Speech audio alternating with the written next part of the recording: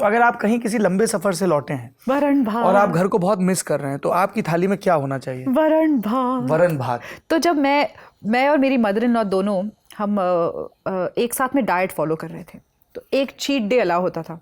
तो cheat day पर मेरी mother in law her weekend पे कुछ नया अपने लिए बनाती थी, और मैं सिर्फ वरण भात।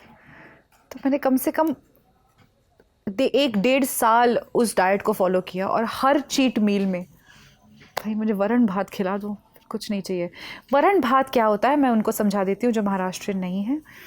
महाराष्ट्र में कुछ तरह की चावल की टाइप्स अवेलेबल हैं। उनमें से एक है इंद्रायणी, एक है आंबे मोहर। तो हमारे घर में इंद्रायणी और आंबे मोहर दोनों चावल पकते थे। आंबे मोहर का नाम आंबे मोहर है क्योंकि आम को अम्बा कहते हैं मराठी में, मोहर यानी उसका फ्लावर, जो आम की क्या कहते हैं उसे, बोर, उसकी जो खुशबू होती है वैसी सी खुशबू उस चावल की होती है, इसीलिए उसको आंबे मोहर कहते हैं। दाना छोटा होता है और बहुत ही नरम सा पकता है, वो खिला खिला नहीं, थोड़ा चिपका हुआ।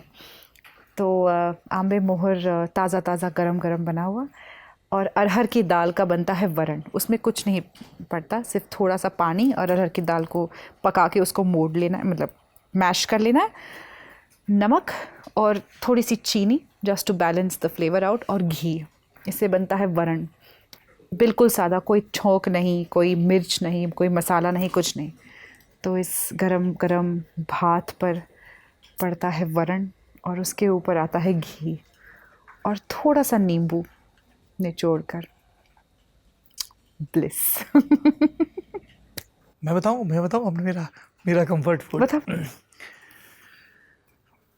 चना मिला आटा, बिर्रा, उसका सिका पराठा, देसी घी में खरा सिका, किनारा जल जाए तो दिक्कत नहीं पर कच्चा नहीं होना चाहिए जी। कड़क सिका पराठा, हरी धनिया के आलू। तो आलू होते हैं मैं छिलके के, मतलब मुलायम सा छिलका उनका, और हरी धनिया मिर्च लहसुन का पेस्ट बनाया जाता है और फिर वो उसमें मिलाया जाता है, ठीक है।